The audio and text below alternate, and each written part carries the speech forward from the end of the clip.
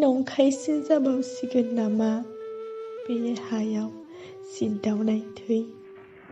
बावनाय मोजोमसे मुंख्लंफोरनि जिउ फैबावगोनसै खोमा बारहुंखा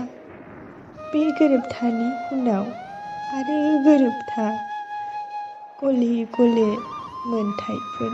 सिख'लायनायनि थगायजाबावसै एबा थगायनाय जाबावबाय नामा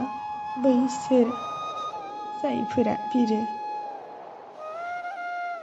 सावगारिफोरा आयनायावसो नामा दाय गोनां मिनिनायफोर नुयो माथो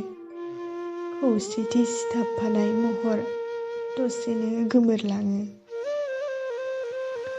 समजों लोगोसे गागोन नामा मोनथायफोर इसिं आरो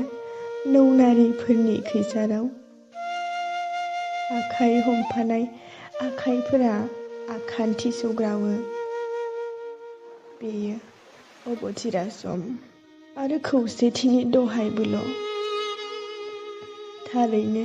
सिमांसो जाबावसै नामा सिमां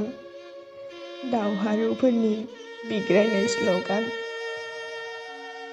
खोनानाय सल'बाथाया फैमाल जाहैनो हागौ